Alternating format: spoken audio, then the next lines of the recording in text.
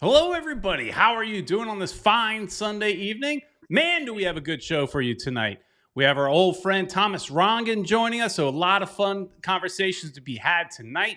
So jump into the chat, have a lot of fun. But as always, I don't do this by myself. So everybody say hello to everybody's favorite uncle, Uncle Ed.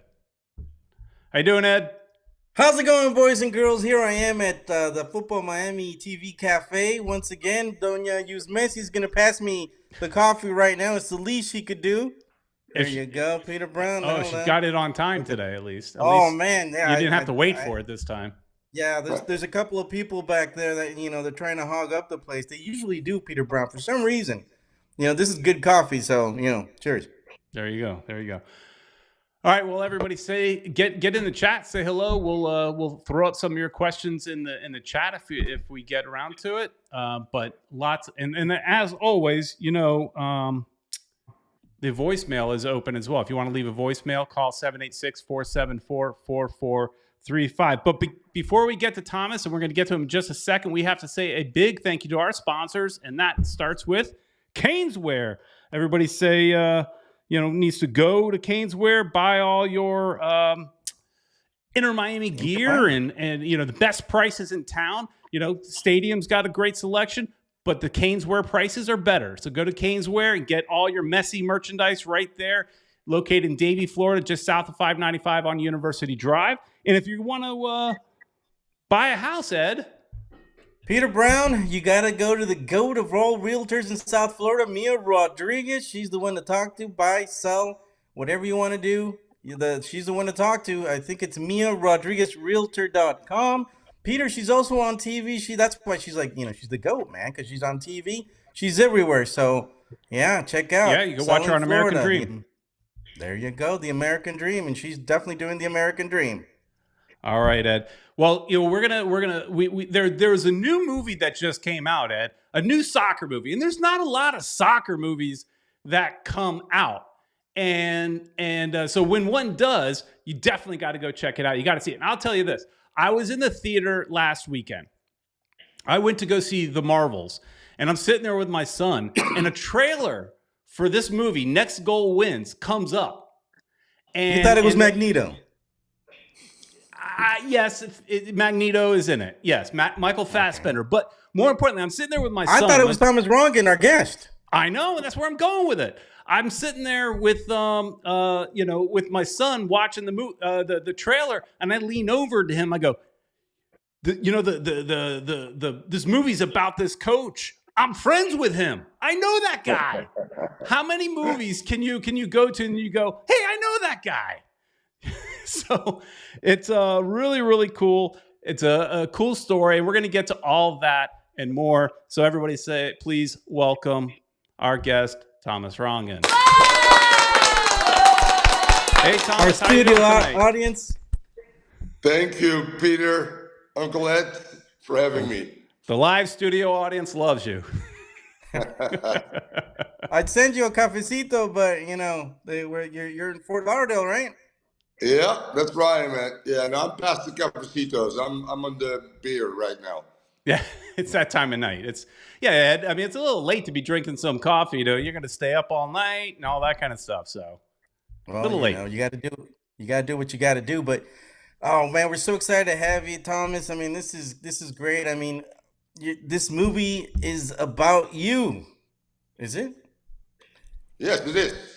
It's from a original 2014 documentary where I take the worst team in the world that had not won in 2 decades, not scored a goal in 2 decades, lost 31-0 against Australia in a World Cup qualifier, which is the worst result. And they were ranked last in FIFA. So, we were up against it, and we win a game, we score a goal, and that became the original documentary that Taika Waititi took and now made into a movie in theaters.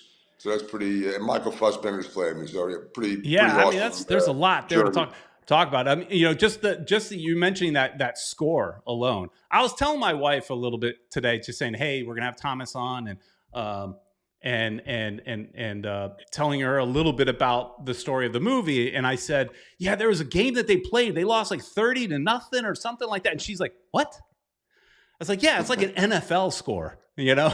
She's like, you serious? 30? Yeah. And so, I mean, crazy story. But how does it feel to be, you know, the subject matter of a major motion picture? I mean, you've had a very storied career. You've done a lot of things. You play for the Strikers. You've coached in MLS, but this is pretty cool, Thomas. Yeah. Listen, as you said, you know, I know that guy. We for many times sit around the table at home or at a bar and say, you know, who should play me in a movie? And I got the answer. You know, it's Michael Evan Fassbender, which is pretty badass. That's pretty cool, frankly, if you think about it. You know, I mean. Another movie just came out, Killer, where he's totally the opposite, and the way he plays me actually, and you know we know him from Magneto, but you know he was a Oscar nominee I think for Steve Jobs, Inglourious Bastard, so he had a wide range, but never done comedy drama, you know. So I think he does a pretty good Thomas Rongen. Thomas, did you ever think you were that good looking? I mean, the person that they you know, that's casting you is Magneto. You know, he's, you know, that's kind of, you know, bragging territory right there. It's all good, believe me. My social life has improved the last month. Let's put it that way. There you go. Hobnobbing, going down red carpets, and I mean, also just the director. I was telling my wife again, the director of Thor is directed this movie. Taika, I can never say his name. Taika Waititi, right? Yep. But I mean, and this is a guy that's also supposed to be in line to direct a Star Wars movie. I mean, this is no small-time director. He directed, I think, the last 2 Thor movies, and so you know he's a very accomplished director. I mean, that's again all I could think of is that's pretty cool.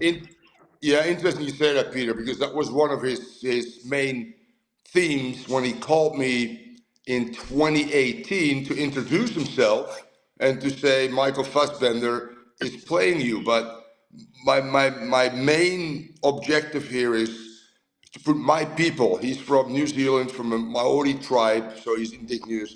I want my people, you know, to be seen on the big screen through the biggest game in the world.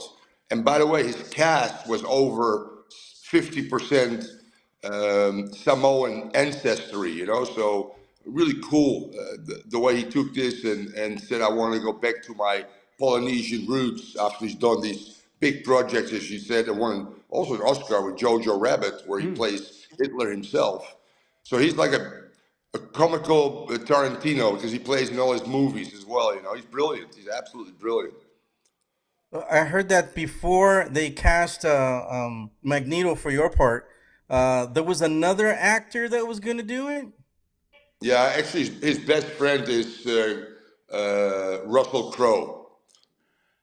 But he said he's a little overweight. I don't think he can do it. So it's going to be Michael Fassbender. Yeah, Russell's a long way away from that gladiator body.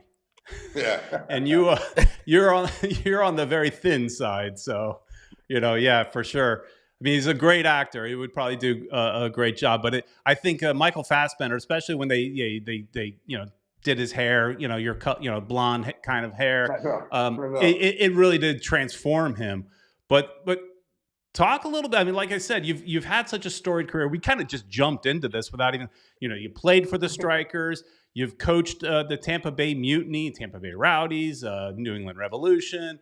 You've coached so many different places. You're currently doing color commentary on the radio for Inter Miami.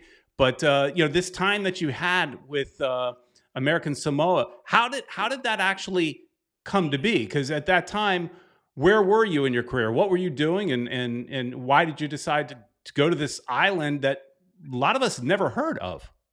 Yeah. It was 2010. I was the head coach of the U.S. under-20 men's national team, which means you have gaps in between your camps qualifying the World Cup because players need to go back either to their colleges or their professional clubs. So I have some downtime. So Sunil Gulati was our president, and he calls me and he goes, Thomas, a territory of ours, American Samoa, needs a little bit of help. So I went to a buddy, said, Google American Samoa, and he goes, oh, it's next to Fiji. So I go, I'm in, not knowing anything about it, just because I've never been. I've been in all continents except Oceania. So I went, okay, this is pretty cool. Not knowing the background story. When I got off the phone, I Googled them and saw they were ranked last in FIFA and all the other stories I've just told you. So The pretty funny. 31 goals, that didn't happen when you were the coach, right? No, that was in 2001. But part of this documentary and part of Taiki's story is that I bring back the goalkeeper that gave up 31 goals because he had retired. And I convinced him. It took me a long time. And I remember vividly that I used over and over again in our first phone conversation, he said, no, I'm not going to come out. No. I play Xbox every night and I beat Australia 32-0, you know, and he also said people recognize me in the street, so my son thinks I'm a loser. So I just slowly said to him, we're going to win. I'm telling you, we're going to win, and your son is going to think you're a hero. Well, he comes back, he wins the game, and he comes up to me crying. I just spoke to my son, and he thinks I'm a hero. Those were stories, you know, you can't buy.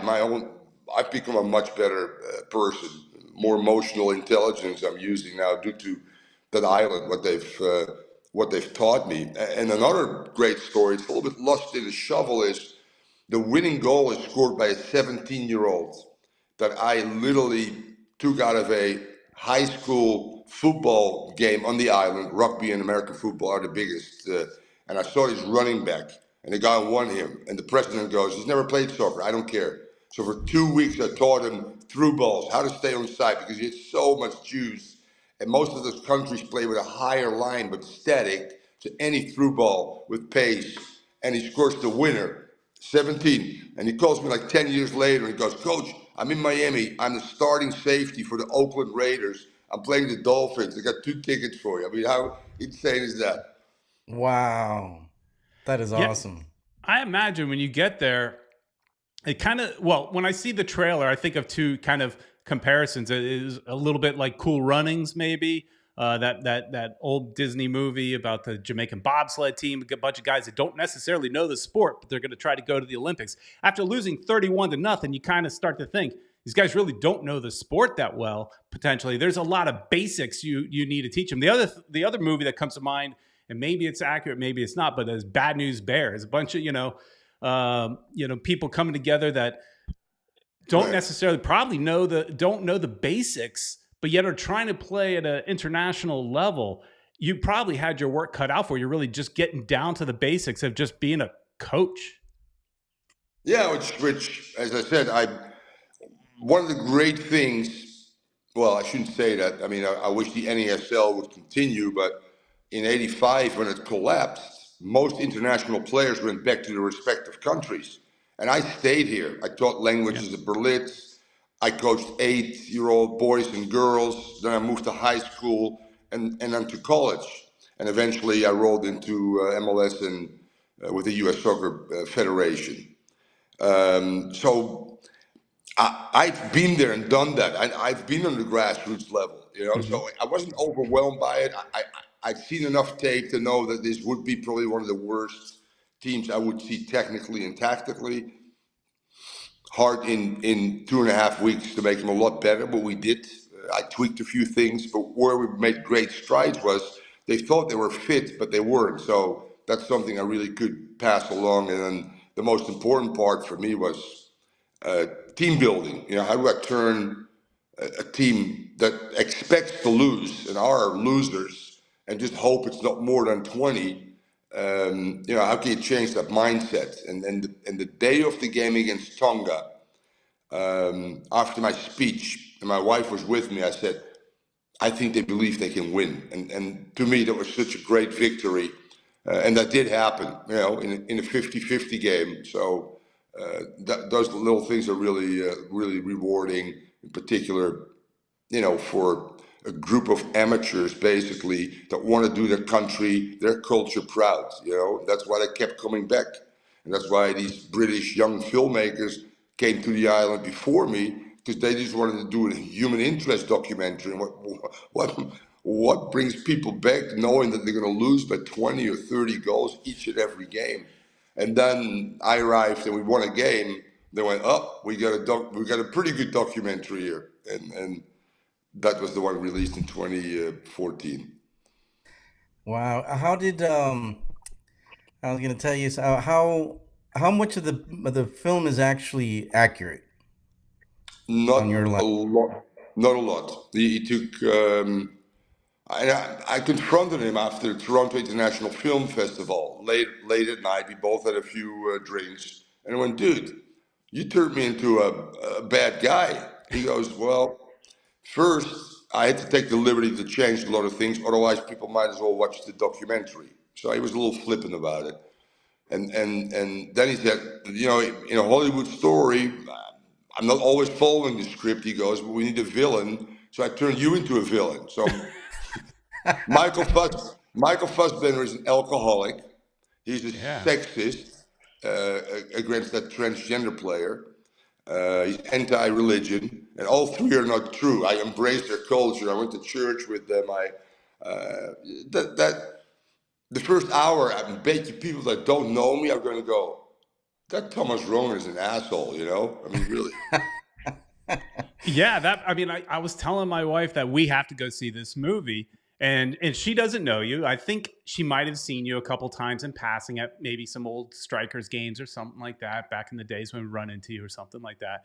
But she doesn't really know who you are. She's not really into soccer, but she may come away with, I'm curious to get what her reaction is exactly for that reason. Like, oh, who this? This guy? He's a piece of garbage, But we'll have to tell everybody, no.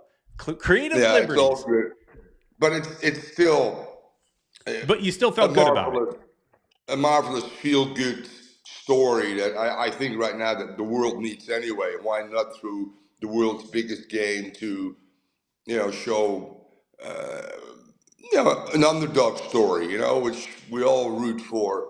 And he basically said, my message is very simple, have fun and slow the fuck down. That's what TT said. Yeah. And correct. And yeah, it was pretty cool actually. And as I said again, he's the transgender actress, who plays the real life champ Jaya, the first Fafa Fina, they call that in Polynesian, to become the first open non-binary and trans woman to compete in a men's World Cup. So that story in itself might be the biggest of all of it, and that's pushed this documentary to be very successful. Yeah, cool. Really, one hell of a ride with my own personal tragedy that I had not dealt with since 2004, the loss of my daughter. Right. For me, this was an incredible spiritual journey brought along by these beautiful Polynesian people that on the first day I'm on the island, we train, and at 4:00, I hear this unbelievable, it's not a big island, all these beautiful gongs going, like Mozart, and everybody stops and everybody sits down, including my players. And they go, "Wait, hey, practice is not over yet." And they go, "Coach, every day at 4:00, we have to sit down. Some pray, some can maybe, do whatever they want, and maybe just reflect."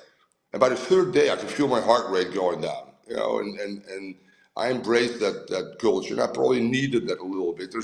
There's a funny scene in the real movie right now, where within the hour that I'm an asshole, I get baptized by the team, which I didn't catch till the second time I saw the movie. And all of a sudden, the spiritual Thomas Rongen now embraces everybody. They win a game. He's not a kicker and screamer anymore, and stuff like that. The second time, I just oh my God, it's like a baptism, And I said to him, Yeah, it goes. Yeah, there's so many subtle things in there that apply to me, but also to others. There's fun. I think people will cry and people will laugh about this movie, and I think that's what we need. And I Yeah. love it that he said, I want to go back to smaller movies, my people. I've done big projects. You know, I've got respect for that because he says, I don't know anything about soccer. I'm a rugby guy. So he stuck his Interesting. neck out as well. So for him, it was just about the story that he was interested in. Yeah. The story, obviously, itself, but also the story of his people. That he says, there's a lot of people that live on the margins, you know, that are tribal people like himself, you know, his ancestors. And I want to showcase that a little bit because those islands, and I've island hopped a little bit, they're all beautiful, really unbelievable, stunning. But there's a lot of hardship there, high unemployment rates. There's one big tuna factory, that's it. And if as a male you want to leave the island, you got to either enlist in the army or get a scholarship. That's how to get off the rock, they call it. High alcohol and drug use because of unemployment. The biggest obesity rate in the world. There's one McDonald's where literally, you know, they eat them themselves like Le Grand de Bouffe, great movie, old movie, where they eat themselves to death. Yeah, when you think of Samoans, you definitely think of larger people. And he wanted to showcase it a little bit, and he did it with humor that I once in a while would cringe. You know, I go, "Oh my God, he's portraying these people right now as," but in reality, you know, he's right. And who am I to say you can't poke fun at your own people? You know, I mean, Sure. so he weaved through that as well. I think brilliantly. Yeah, and they changed a few characters that were totally opposite of what they were in the documentary. It also just blew me away, you know. But hey, whatever. Let's go to a voicemail. We have one voicemail. Let's see what one of our favorite people has to say. Hello. Hey, Peter and Uncle Ed and Thomas Rongen. It's Italia, one world, one goal. Just want to thank you. Oh my God! First of all, you're like in a movie and some famous dude is playing you, which is awesome, and that's like an achievement in itself. Plus, I just want to give you a shout out for all the hard work you do for South Florida soccer, being on our strikers. I think you go all the way back to the Aztecs, which Uncle Ed actually was at those games in LA. And, of course, you have done a great job more recently with the Inter Miami, along with our wonderful favorite, Phil Shane, announcing the games on the home radio option, people. On Apple TV, there's a home radio option, and you can hear them. It's much better than these other dudes. And also, of course, you had won an MLS Cup. You've got, like, amazing Valderrama stories and so many other players over the years. So congratulations. Just want to say happy Thanksgiving, everybody. And thank you, Thomas, for all you do for South Florida soccer. Love you guys. Love the show. All right. Wow, Very nice. that was like a commercial for Thomas Rongen. Unbelievable. Thank you very much. That touched me a little bit. Pretty much sums up my career very well. Thank you. Yeah, happy Thanksgiving. Yeah, you know, like I said, you know, I've seen you. You know, last time we had you on the show, I told the story of watching you as the player coach for the Strikers and watching you sub yourself in and asking you about that. So yeah, you've been around South Florida soccer for a long time. Let's switch gears a little bit and talk about a little bit about Inter Miami, where you are doing the color commentary. And actually, you know, I don't get the opportunity to listen to you very often because I'm usually at the games. But recently, I did use that home audio feature on Apple TV because that Messi Noche de Oro game, I think it was. I didn't go to that game, so I was able to listen to you do the broadcast, doing a great job. And how great is it to have Phil Shane calling games again? We remember, Ed and I remember Phil Shane calling the very first Miami Fusion game back in the day. So really cool seeing you guys working together, calling Inter Miami games. Thank you. Yeah, we're all blessed for watching or calling games for Inter Miami right now. Due to Messi, it makes it real special. But we always try to inform our public as best as we can. We do go to practice twice a week, guys. So we prep. We have some inside stories that at times we can tell over radio. Initially, we thought because you have a little bit more space, but now you can get it on Apple. So we got to pretend it's a TV, and that's why I think we got to button up a little bit more in terms of play-by-play and me feeding off Phil, who, as you said, is one of the best in the business. He's a pro. It's been a fun ride, man. Seriously. How did that happen, Thomas? The broadcasting part. I mean, you've done everything. You've been a coach. I mean, now you did this movie thing, but the broadcasting. How did that happen? Just incredible. Again, my mom says I was born with a golden helmet, which in the Netherlands means good luck. So I the call from Sanu Galati gets me to American Samoa. A call from Ray Hudson. Ray and I knew each other and always said after our careers, we may be broadcasting. We have so much passion for the game, and we've played and coached. We can give good analysis. And Ray was at BN Sports at that time. Mm-hmm. And BN Sports, I don't know, 2015 or 16, had the away games of the U.S. men's national team. And their sideline reporter got ill. So he says, if you can tomorrow be at the airport, fly to Guatemala. And here I am, sideline reporter, first ever. I've done some other stuff with other clubs. When I got fired, they asked me, you want to do TV for us? Because we still have to pay you. So I've worked with Dave Johnson and those guys at DC United. But this was new. But I knew Jurgen Klinsmann well, and he gave me an off-the-cuff interview, which BN went like, oh my God, that's great. And I knew El Pescadito, Carlos Ruiz, the all-time leading goal scorer in CONCACAF qualifying. So I was able to get an interview with them as well. And they were so impressed at BN that they brought me into their family. And then roll forward to, Inter Miami, roll forward to CBS, HQ, where I do, 3 mornings, Champions League, whatever it might be. And I just called 2 weeks ago for being the Copa Libertadores. So I'm still trying to, be as versed as possible, not only with the knowledge of the American game, but also the international game. And I'm telling you, that world, initially I rolled into it was ha-ha, but now you can tell it's very competitive. There's a lot of young guys who would love to be in my position, obviously. And we prep as best as we can to give our audience what they deserve. I think that's important. So I rolled into it a little bit, but I honed my skills along the way, and it comes fairly natural. And it's been a fun ride for me to do those things and stay connected to the international game that way, which has helped me to fend off those younger guys that all are, want to get my job. So the movie now, hey, doesn't hurt. Helps. Absolutely not. It helps me in my profile as well. Mm-hmm. And I want to be relevant till 2026 or through 2026 World Cup. Then I'm 70 and I'm spent half the time here and half the time in downtown Amsterdam. That would be a great retirement. Wow. Yeah. My family heritage is Dutch as well. So I've always wanted to go there. I've not. My grandfather was from Holland. So, but I've never been. It is on my bucket list of places to go. Highly recommended. So, Inter Miami.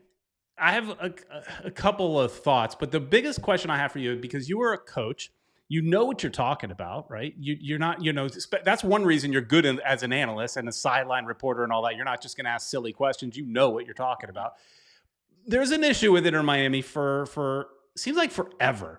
And I was wondering if you have the magic key to unlock, no matter who it seems is in the defense, no matter who the coach is, we seem to always have a weak defense. We always seem to be very susceptible to the counterattack.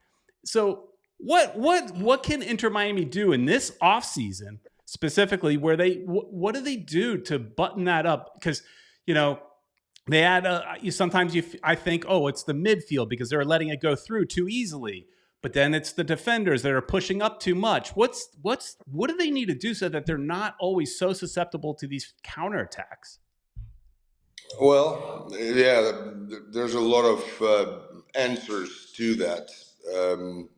First and foremost, they're a possession-based team that wants to play on the half of the opponent. It's a little bit like a total football philosophy, right? Which means you always play with a high line with a lot of space behind you. And then when you lose the ball, in your transition defense should be pressing and winning it back as quickly as possible. And that happens on occasion, but and he's the best in the world, don't get me wrong. But Messi, he takes plays off defensively. So now you're in between. We can't press because you have to press with everybody. You can't lose one because then they play one square ball and they're playing through your pressure. So now, can we collectively then drop quickly when we're very high up the pitch? It takes a lot of discipline and things like that. So it starts really up front. It starts really, at the end of the day, how clinical are we in that final third with the ball, which we're still our possession that we have, the amount of passes that we have. But then you look at entry passes inside the 18-yard box, there's not many of them, So we don't yet do enough real ball possession to maybe go boom, boom, 2-0, 3-0, game over, which has happened rarely this year. So that, clean sheets are important. And if you're in two minds, it's very hard. So I think it starts up front, or it starts really maybe a little bit towards the bench. What is our philosophy when it turns over? Do we want to get Messi behind the ball real quick, or do we still demand from him to start to join or start to press from his high position? And if that doesn't happen frequently, which I totally understand. I did the same thing with Carlos Valderrama. I did the same thing with Marco Echeverri. You just had the other 10 guys buying into, hey, listen, it's still to our benefits that he takes a rest once in a while, because when he has it, he will contribute. And then the numbers back that up, But I think if you bring in players like Busquets and Messi, you need young legs around those guys. Speed. And I think what we're lacking right now is, you want good footballing center backs nowadays as well, but what we're lacking is physical speed in transition, in 1v1s, in balls behind, where we're very vulnerable. So yes, it starts up front, but I think at the end, where you need to start first and foremost is bringing a big time center back to me, and a big time 9 that gives you 20 plus goals for the next 2 or 3 years. Now we're talking hopefully about Luis Suarez. I was saying, are you talking about Suarez? We were going there. Yeah, no, and then it's got to be a leader, but it's got to be somebody that has a level of athleticism that can help us in transition defense with his pure ability with through balls to win 99 of 100. And that's not happening right now. And then, listen, lack of tracking in midfield. Busquets tries to get there, but, hard for him sometimes in transition to get in good spots. And if that happens, you get a trickle-down effect. Then Busquets is not there. Shall I drop or not? 1v1s. And if you're not comfortable in 1v1 defending, where we've struggled, I think, across the back four, means that the opposing team will always get a lot of entry balls and a lot of times get in front of our goalkeeper within 4 passes. Yeah, Louis Rodrigues in the chat, his opinion is they need to change their tactics. So it's either, I guess it's one of two things: change the tactics or change some players.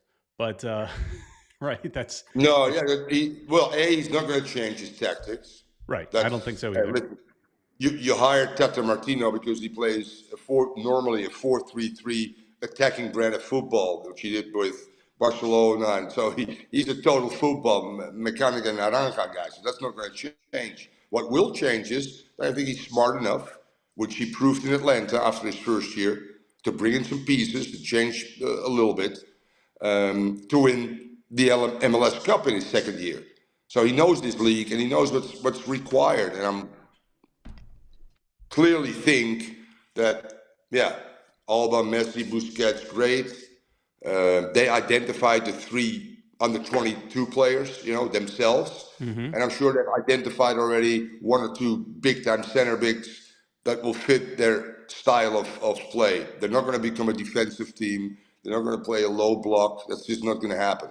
If you have Messi on the team, you'll be ball dominant, and you will be a team that wants to go to the other goal as best as quickly as you can. So no, that'll never happen.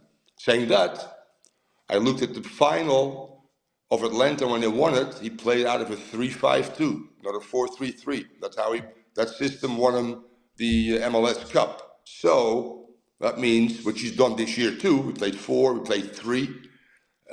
It wouldn't surprise me that you could see 3 very athletic, 3 of them, center backs back there, and then have Alba and whomever, push up on that right side. Wow. You mentioned a little bit about Luis Suarez. Do you think maybe he's too old, and that's another person that might not go up and or come back and defend? Would you be okay with him, or maybe less about age, more about those knees? He's going to give you 20 plus if he signs a 2-year deal for the next 2 years. He'll be close to 50 over 2 years. I watched the last 4 or 5 games. I mean, and I'm telling you, Brazilian top 6 teams are pretty darn good. Yeah. And he scored goals for Grêmio, like hat trick the other day. This guy can still score. And at the end of the day, you might not have a choice.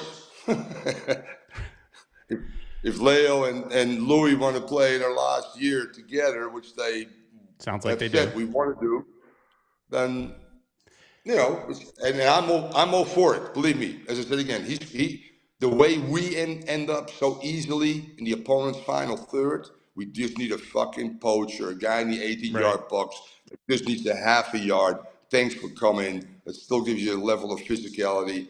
Yes, there's some speculation about his knees, and all the players, unfortunately, and that's where they got to be smart. Obviously, if you got, Christoph is 30, so Alba, Busquets, Messi, Suarez. That's why I keep saying you need runners around that group. Not just in your center backs, but guys that flank Busquets as well, and guys that flank Messi.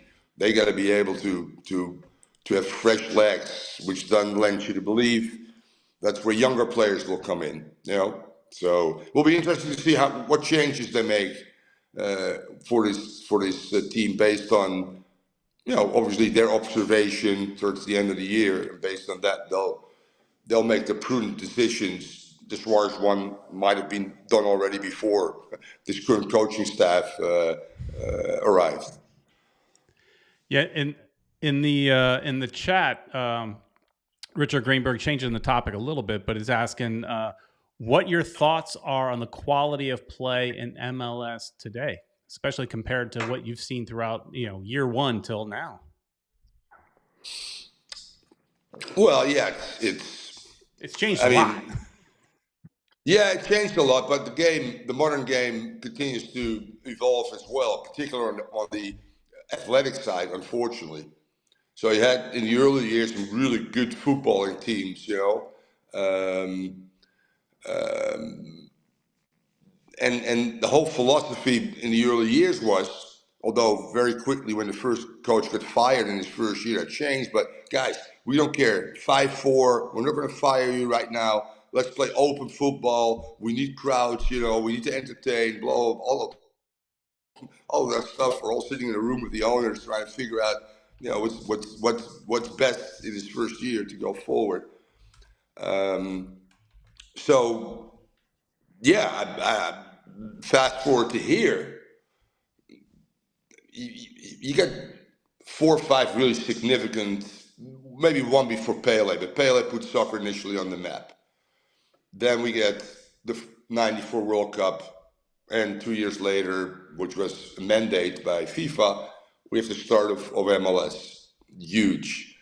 The Beckham effect is the second biggest thing that happened, opening up DPs that allows now teams to bring in guys like the best player in the world in Messi as well. So if that trend continues, you look now at certain teams.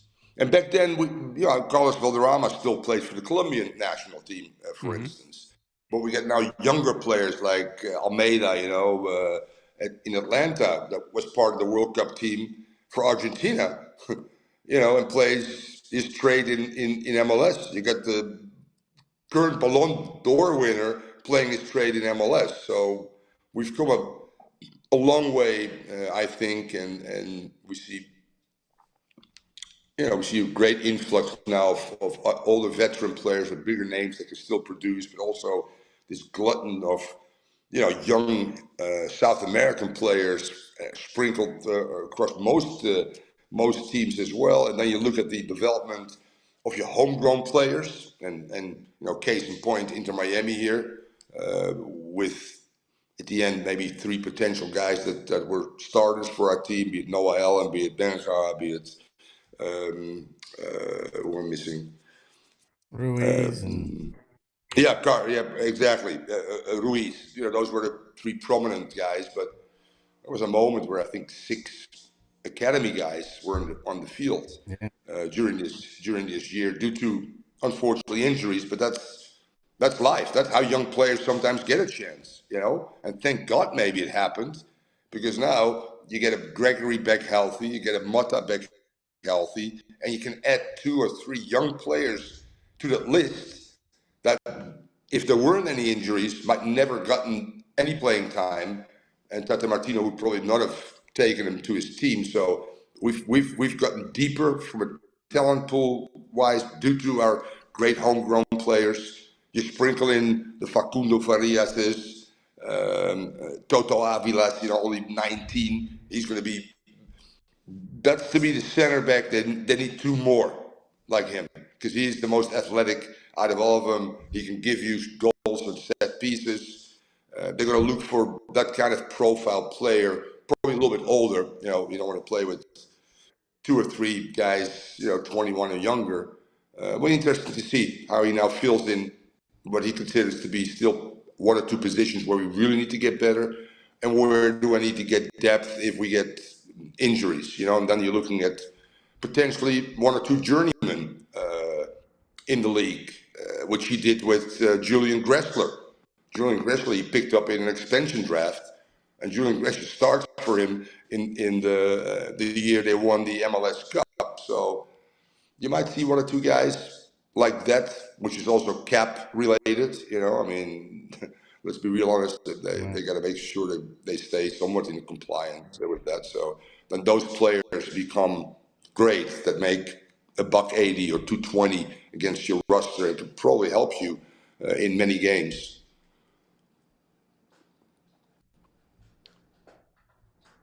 Awesome. I'm freezing up here, Ed. yeah, I noticed that we're a little bit slow on the internet. But I gotta scoot sooner or later, guys. But it's all good. I think. No, it's all good. But we want to thank you, Thomas, for spending this time with us. Really enjoyed talking to you again. And where could people find you on social media?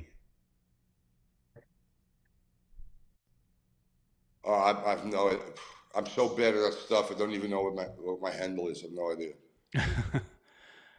Something like Right? I think on Twitter it's at T Rongen, and we'll definitely put all that information in the comments below. So don't you worry, guys. You'll be able to see that. And guys, don't forget to watch the movie. Yeah, and I apologize for the screen issue right now. There we go. At least the movie. Uncle Ed in the cafe. Yeah, my machine is starting to freeze up here. Thomas was too hot, too good. Then my machine is freezing up right now. But thanks so much for coming on, Thomas, and we'll catch you next time. Appreciate your time. Thank you, guys. Thank you, Thomas. Awesome talking to Thomas. All right, Peter Brown. Yeah, it's just you right now. Yeah, something happened with the image, guys, but don't you worry, you get to see me at the Futbol Miami TV Cafe doing my thing. And yeah, you guys got to definitely check out that movie. It's what was it, Peter? The next goal wins. Yes. So you guys definitely need to check that out. I'm going to check it out as soon as possible. I've only seen the trailer so far, but it looks like it's going to be a good one. And, you know, support Thomas Rongen. And Thomas is one of the coolest guys that you guys can ever see. If you see him at the stadium, go up to him. He'll talk to you. He'll take a picture with you and everything. So the guy's a legend down here in South Florida. You know, he's kind of right up there with Ray Hudson. They were contemporaries. They played together, and a great story about how he got into the broadcast business. Yeah, it's super cool. I don't know if my screen's back yet. I mean, you're back, Peter Brown. I see you. I see you, man, and everything's cool. All of a sudden, near the end of this interview, you know, on a Mac, you get that little spinning wheel. I just was getting this spinning wheel, and I'm like, oh no, the program's gonna crash. It didn't crash, but came real close.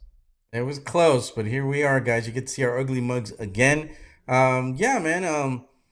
Looking forward to watching that movie, like I was saying. One thing that, we forgot to talk about him with Thomas was about that rumored goalkeeper, Peter Brown. Yeah, this is a dumb rumor.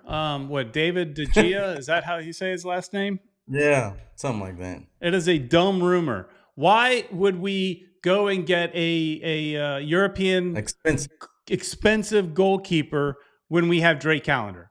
It is, to me, that's just a clickbait thing. It can't be real. It can't be. If it is, somebody's, I don't know. I was gonna say somebody needs to rethink the position that they're in. You know, for hiring that. I mean, just that one doesn't seem like it's for real. Yeah. Louis feels that De Gea would rotate with Callender if they sign him. It's too much money for somebody that's rotating. You're gonna end up spending a lot. Yeah, Tank is saying Callender could be sold. Sure, a lot of things could happen, but he said he doesn't feel like he's a leader and he's too soft spoken. I'm a huge Drake fan. I want. To me, it seems foolish to go out and look for another starting goalkeeper and one that, is expensive. It's got a ton of experience. I mean, he's still young enough for a goalkeeper. You know, we always talk about players being old and stuff. For a goalkeeper, I think he's 33 or something like that. That's still young enough for a goalkeeper. They tend to last a little bit longer. Yeah, and so, he'd be a great keeper if we didn't have a keeper, but we've got, one of the best keepers in Major League Soccer right now. So the only thing we need are defenders around him, and then, things could only get better for us. Like Steve Munoz is saying, take it with a grain of salt. It came from the Daily Mail. Everybody and their mother wants to play with on Beckham's team and play with Messi. So everybody's going to get rumored. The rumor that's most likely to come true is the Suarez rumor. And I saw in the chat that somebody had said, I must hate the fact when Thomas said that he's a good player. No, I think he's a good player. I'm just afraid he can't last an MLS season. Having said all that, since the rumors started circulating a little more strongly, because, I mean, he was rumored a long time ago. But since they become a little stronger of a rumor, I have been watching several of the Gremio games. That's on Paramount Plus. So I watched a few of the games and I'm watching him play out there. I did also watch. He does have a tendency of getting frustrated out there too, maybe like an Higuain at times. That's not good. Wow. And I can't always tell who he was frustrated with. If it was with players, I think it was generally with a referee. But he definitely can still score, and he's tearing it up right now. But I'm just concerned about his health to make it through a season. But it sounds like this could be a done deal. That's the rumor that's probably more likely. I'd be shocked about the De Gea thing. Right. Yeah. I think I'm with you on that, Peter. I wouldn't go for that keeper. I think we've got what we need. We do need Defenders, I'd give up, Suarez for a couple of good defenders, man. If it came to that. Here's a question I have: is Suarez wears number 9? Yeah, Campana wears number 9. Were they gonna make Campana give up his number? I would say Campana would probably do it because, hey, it's. I don't want that because Suarez. I have a number 9 Campana shirt. I don't need him to changing it. You might have to go back to unless Suarez does the humble thing. Go with 99. Takes another number. Goes with 99. Sometimes players will do that. I would totally respect him if he does that. If he respects, Campana enough. Yeah, you think he'll be all ego and say, "Give me my number 9." Yeah. Otherwise, like Francisco says, that's why he bites. If you don't give him the number, he's going to bite you. And he's going to bite him.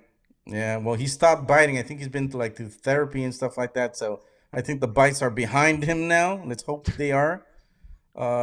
Because now, I mean, the thing is, the Major League Soccer players they're very, not just physical, but very fast. Mm-hmm. So, it's going to be interesting to see how they match up with him. I mean, you've seen the last few games with Inter Miami. Everybody's got our number, man. They've got our number. They know just the bunker down. They give us the ball. Everything's counterattacks. At what New York City FC did to us in that last game. They figured this out. And if we don't have those defenders, we're in trouble. I hear you. Tank. Oh, darn it. Things are not working. Yeah. I hate when that happens, Peter Brown. It's happened to me too before when I do the Spanish show, which I will be doing tomorrow. I don't know if Marco is back yet, but if he's not back, it doesn't matter because Uncle Ed's going to do it by himself because I ain't afraid. I ain't no chicken, Peter Brown. No. And usually, all things considered, as far as technology, normally our show runs pretty smooth, especially, but today it just, I don't know. My computer's freezing up. So that is not good. Louis saying Suarez number 7, perhaps? I doubt it. He's gonna maybe. 9. Well, I saw what's his name? Campana wore the number 7 for Ecuador, so maybe he'll take 7. Maybe he'll volunteer to take 7. Yeah, I'll take 7. Give Suarez his 9. Yeah. I'll get it back from him if gotta honor the old man. Yeah, I would. I mean, if you're younger, you do those type of things, Yeah. That's there was a story where Phil Neville was on a podcast. Whose podcast? He was on what's his name's podcast? MLS analyst. Forgot his name. The lead analyst for MLS. Yeah, Weeby. Huh? Him? Weeby? Was it Andrew Weeby? No. Weeby does the broadcast studio. He's not play by play or color commentary. Okay. Gotcha. Mm-hmm. I can't remember right now, but in the chat, one of those dudes. Anyways, we all know who he is. But he was on a podcast. Huh? Taylor Twellman. Was it? That's it. Twellman. That's it. Just couldn't remember his name.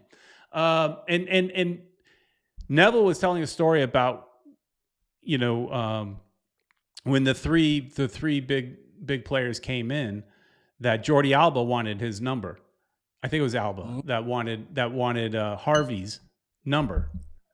And Phil says to his kid, because his son says, "Hey, I hear in this country you can get money for the number. They'll pay you for the number." And Phil says to him, "Shut up and give him the effing number."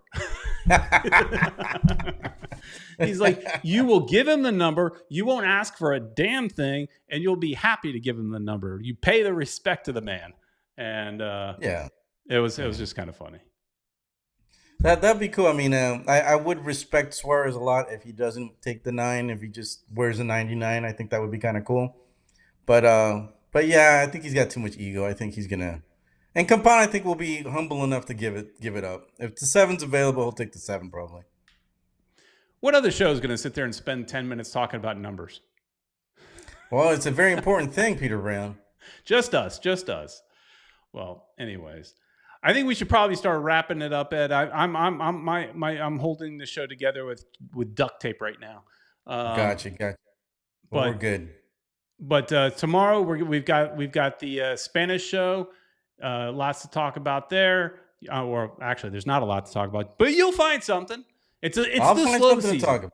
It's the slow I was season. Trying to actually get what's it called, a guest for us for the show tomorrow. I'm still working on it. I might surprise you people, but just in case, we'll definitely be talking about rumors and stuff like that. So do join us tomorrow at 9 p.m. ish, more like 9:30 ish p.m. ish.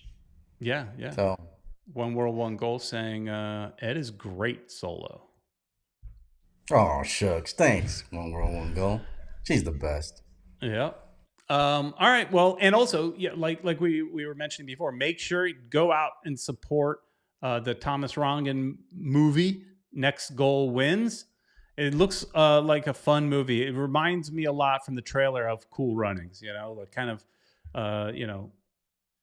feel good. Kind of lovable losers type of thing that turn around, become winners to some extent. So there's not a lot of soccer movies out there, so go support them. Go spend some money in the theater. It's a Disney movie, so how about that, Ed? It's it's a Searchlight Pictures, which is owned by Fox, which is owned by Disney. So gotcha. So everybody go see that. And other than that, everybody have a great Thanksgiving. We should still be here on that Sunday. I think we should all be back in town after doing our Thanksgiving related things. But we'll be right back here next Sunday, Peter Brown. All right, everybody. Hey, everybody. Thanks so much for watching. You know what to do. Please like, share, and subscribe. And we will see you. Well, Ed will see you tomorrow. See you, everybody. I'll see you.